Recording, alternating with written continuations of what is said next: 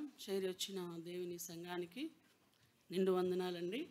మరొకసారి దేవుని సన్నిధానంలో చేరి ఆయనను ఆరాధన చేయటానికి, ఆయనను పూజించడానికి మరి దేవుడు మనకు కలుగజేసిన అవకాశాన్ని బట్టి దేవుణ్ణి మనం ఎంతైనా స్తుతించబద్దులమై ఉన్నాం. దేవుని యొక్క పరిశుద్ధ లేఖన భాగంలో నుండి కొన్ని మాటలు మనం ధ్యానం చేసుకొని ఆరాధనలోనికి వెళదాం. సహాయకరంగా యోహాను సువార్త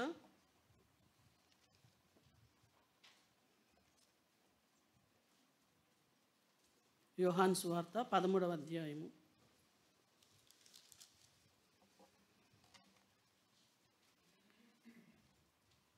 యోహాను సువార్త 13వ అధ్యాయము మొదటి నుండి కొన్ని మాటలు నేను చదువుతాను. తాను ఈ లోకము నుండి తండ్రి యొద్దకు వెళ్ళవలసిన గడియ వచ్చేనని యేసు పస్కా పండుగకు ముందే ఎరిగినవాడై లోకములోనున్న తన వారిని ప్రేమించి వారిని అంతము వరకు ప్రేమించెను. వారు భోజనము చేయుచుండగా ఆయనను అప్పగింపవలెనని సీమోను కుమారుడగు ఇస్కరియోతు యూదా హృదయంలో అపవాది ఇంతకు ముందు ఆలోచన పుట్టించి ఉండెను గనుక తండ్రి తన చేతికి సమస్తము అప్పగించిననియు తాను దేవుని యొద్ద నుండి బయలుదేరి వచ్చిననియు దేవుని యొద్దకు వెళ్ళవలసి ఉన్నదనియు యేసు ఎరిగి భోజన పంక్తిలో నుండి లేచి తన పైవస్త్రము అవతల పెట్టివేసి ఒక తువాలు తీసుకొని నడుమునకు కట్టుకొనెను. అంతటా పల్లెములో నీళ్లు పోసి శిష్యుల పాదములు కడుగుటకును తాను కట్టుకొని ఉన్న తువాలతో తుడుచుటకును మొదలుపెట్టెను. చాలు. యేసు ప్రభు వారు మరి ఈ లోకంలో శరీరధారిగా ఉన్నటువంటి దినాలలో ఆయన శిలువ మరణానికి ముందు జరిగినటువంటి ఈ యొక్క విందును మనం ఈ సమయంలో జ్ఞాపకం చేసుకున్నాం. దీనిలో ప్రత్యేకించి ఒక 3 మాటలు ఈ ఉదయకాలంలో నేను మన దృష్టికి తీసుకొని రావాలని ఆశపడుతూ ఉన్నాను.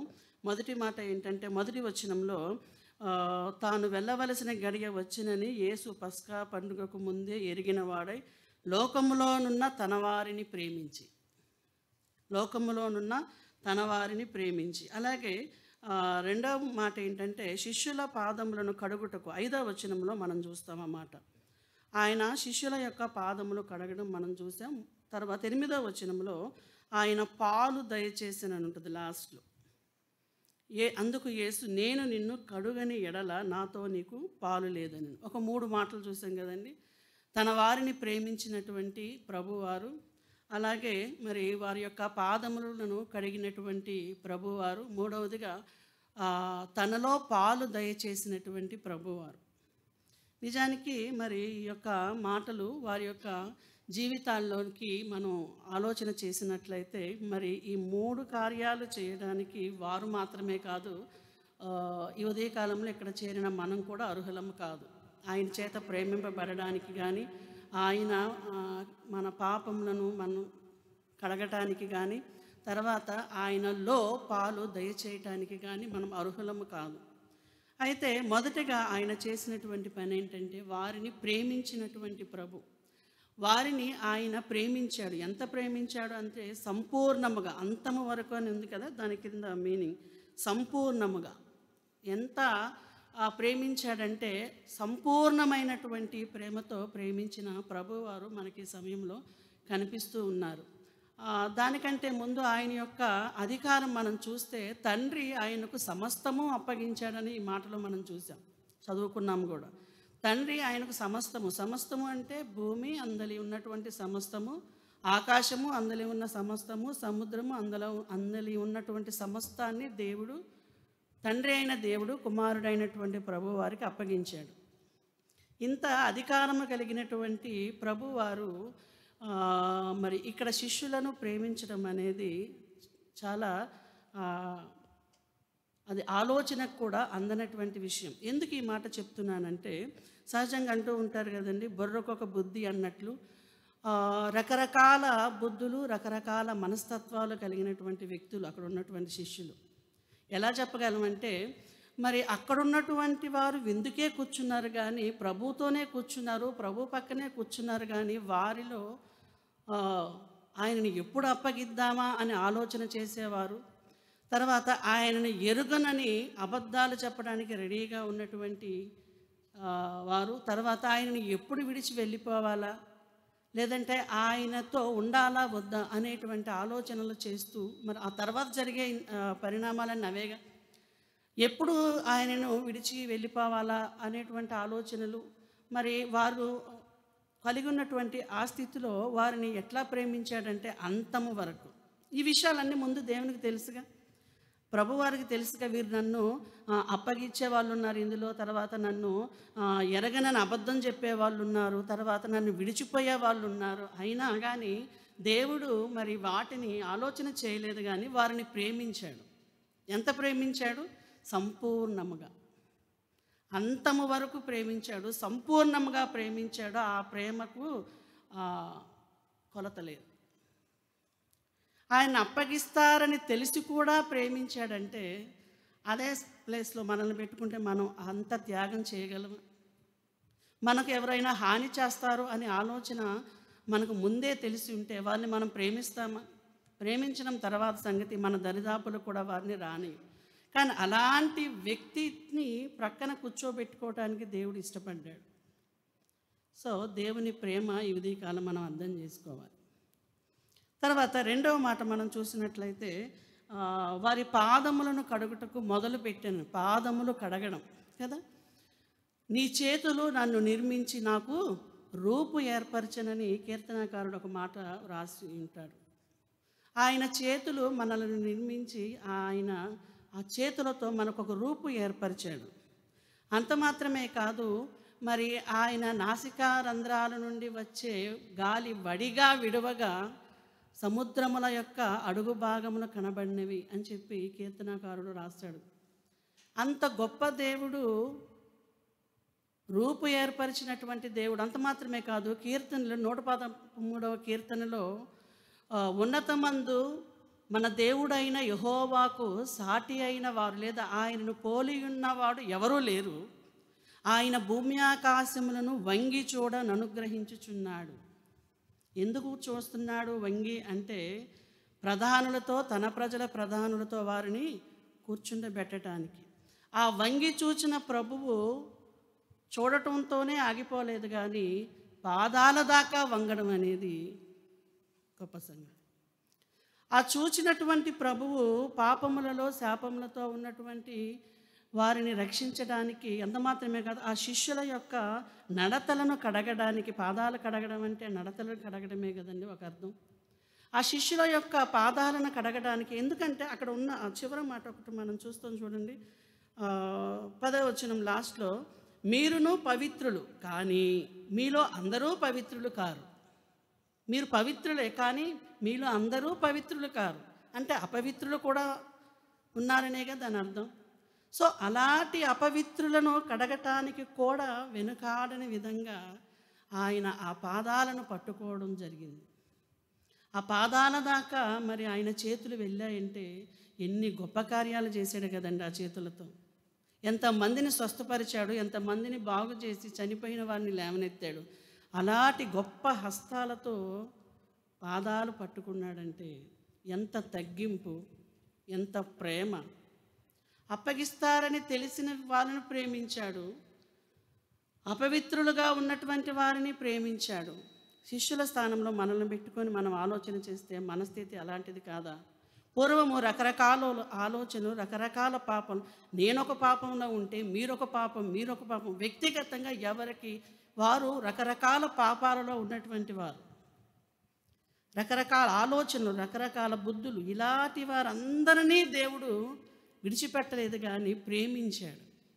ఇలాంటి వారందరినీ దేవుడు వదిలివేయలేదు కానీ కడగడానికి ఇష్టపడ్డాడు. శిష్యుల పాదాలను నీళ్లతో మాత్రమే కడిగాడు కానీ మనలను కడగడానికి నడినెత్తి మొదలు అరకాల వరకు కొంచెమైనా స్వస్థత లేదని భక్తుడు రాశాడు కదా. అలాంటి పాపపు రణాలతో ఉన్న మనలను కడగడానికి నీళ్లు కాదు కానీ ఆయన రక్తముతో మనలను కడిగినటువంటి స్థితి. అంత గొప్ప దేవుడు పాదాలను కడగటానికి కూడా వెనకాడలేదు. పాదాలు తగిలితేనే, కాలు తగిలితేనే మనం సహించలేం.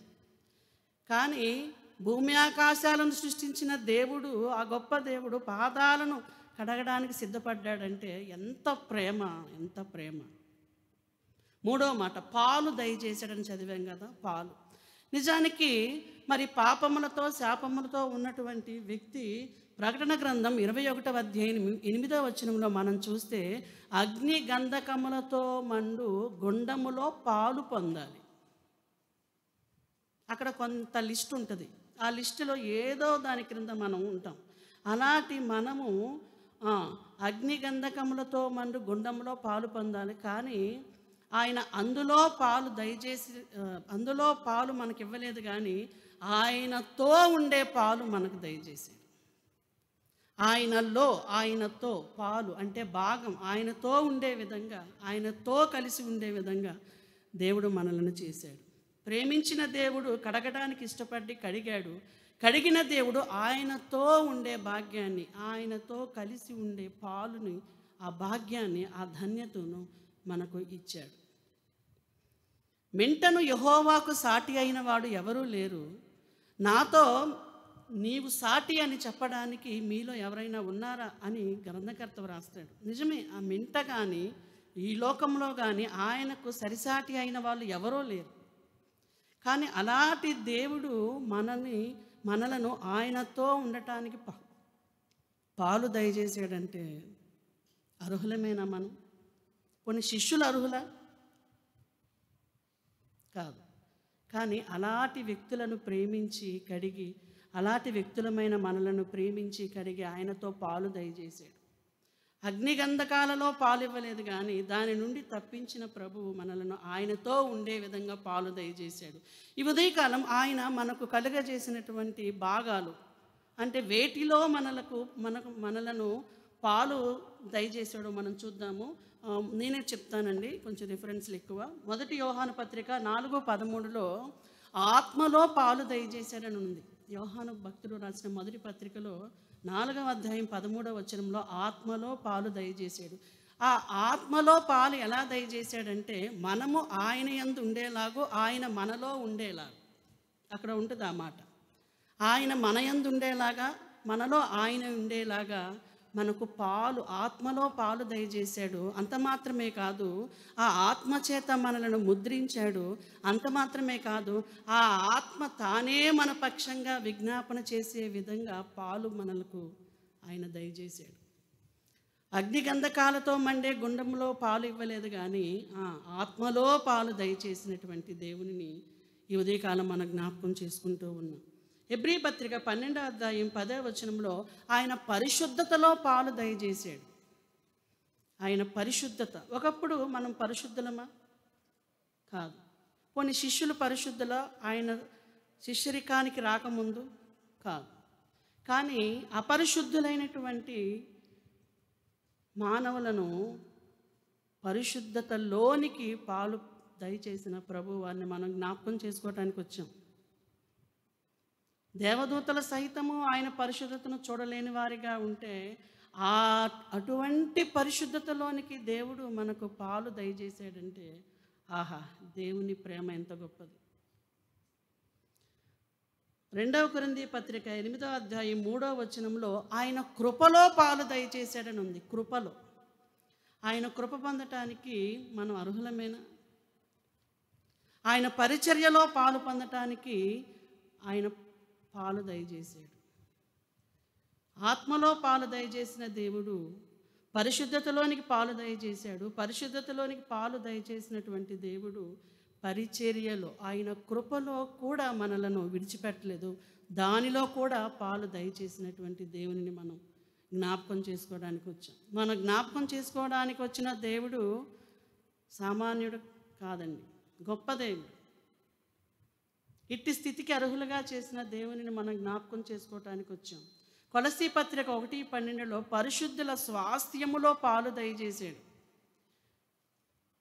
ఆ పరిశుద్ధుల స్వాస్థ్యంలో పాలు ఎందుకు దయచేశాడంటే మనం సంపూర్ణ జ్ఞానము కలిగి, వివేచన కలిగి నడుచుకునేలాగున ఆయన పరిశుద్ధుల స్వాస్థ్యములో పాలు దయచేసిన దేవునిని మనం జ్ఞాపకం చేసుకోవడానికి వచ్చాం.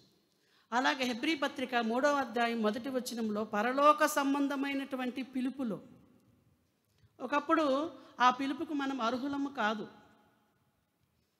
జీవితకాలము మరణ భయము చేత దాస్యమునకు లోబడిన వారమని హెబ్రీ పత్రిక 2వ అధ్యాయంలో మనం చూస్తాం.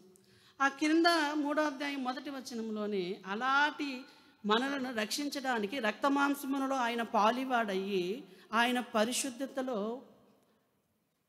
పరలోక సంబంధమైనటువంటి పిలుపులోనికి పాలు దయచేశాడు. ఈ మాటలు ఒక్కొక్కటి ఆలోచన చేస్తూ ఉంటే మన హృదయం ఉప్పొంగట్లేదా? నా మట్టుకు నాకు ఈ మాటల ధ్యానం చేసినప్పుడు నిజంగా దేవా నీకు స్తోత్రం అని అనకుండా ఉండలేకపోయా. అనర్హులను ప్రేమించి అనర్హులను మరి ఒక స్థాయికి ఆయనతో కలిసి ఉండే భాగ్యాన్ని పాలు దయచేశాడంటే ఎంత గొప్ప సంగతి కదండి. అంత మాత్రమే కాదు, ఆయన శరీరంలో పాలు దయచేశాడు, ఆయన రక్తంలో కూడా మనకు పాలు దయచేశాడు. యోహాను కొరింథీ మొదటి పత్రిక 10వ అధ్యాయము 16-17 వచనాల్లో ఈ 2 మాటలు మనకు కనిపిస్తాయి. ప్రేమించిన దేవుడు, కడిగిన దేవుడు పాలు దయచేశాడు. ఆయన ఆత్మలో పాలు దయచేసిన దేవుడు, ఆయన పరిశుద్ధతలోనికి పాలు దయచేసినటువంటి దేవుడు, పరలోక సంబంధమైనటువంటి పిలుపులో పాలు దయచేసిన దేవుడు. అంత మాత్రమే కాదు, మరి పరిశుద్ధుల స్వాస్థ్యములో పాలు దయచేసిన దేవుడు, ఆయన శరీరములో ఆయన రక్తములో పాలు దయచేసిన దేవుడు. ఆయనను మనం జ్ఞాపకం చేసుకోవడానికి వచ్చాం. ఇన్ని రకాలుగా పాలు దయచేయటానికి ఆయన దేనిలో పాలు పంపులు పొందాల్సి వచ్చిందో తెలుసా? రోమా పత్రికలో మనం చూస్తే మరణములోకి ఆయన పాలు పొందవలసి వచ్చింది. మరణములో రోమాపత్రిక 6వ అధ్యాయం 4వ వచనంలో చూస్తే మనము నిత్యము జీవించి ఉండులాగన ఆయన మరణములో పాలు పొందినటువంటి విధానం మనకు అక్కడ కనబడుతూ ఉంది. నిత్యము మనం జీవించాలని ఇన్ని రకాలుగా మనకి పాలు అనుగ్రహించడానికి దేవుడే మరణములో పాలు పొందవలసి వచ్చింది. ఇప్పుడు చెప్పండి, మన హృదయం ఖాళీగా ఉండడం న్యాయమేనా? దేవుడు మన పట్ల చేసిన ఈ గొప్ప మేలుని, ఆయన ఇచ్చిన గొప్ప రక్షణను, ఆయన దయచేసిన పాలును మనం జ్ఞాపకం చేసుకోకుండా ఇంకా నిద్రమత్తుతో అనాలోచనంగా ఇక్కడ కూర్చొని అలవాటుగా ఆరాధన చేయటం వాక్యానుసారమేనా, న్యాయమేనా? ఆయన ప్రేమ గుర్తు రావడం లేదా మనకి? ఆయన కృప మనకు గుర్తు రావడం లేదా? ఆయన చేసిన త్యాగం మనకు గుర్తు రావడం లేదా? మేలు పొంది కూడా మనం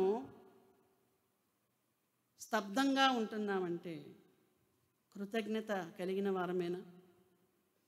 కనుక ఈ ఉదయకాలంలో ప్రభువుని మనం జ్ఞాపకం చేసుకోవడానికి చేరి ఉంటుండగా, ఆయన శరీర రక్తాల్లో పాలు పంపులు పొందవలసిన వారమై ఉంటుండగా, అలాగున మనల్ని మనం మన హృదయాలను పురుకొల్పుకుంటూ ప్రభు బలలో పాలు పంపులు పొందడం, అలాగ చేయటం పరిశుద్ధ ఆత్మ దేవుడు సహాయం చేసి నడిపించుకుంటాం.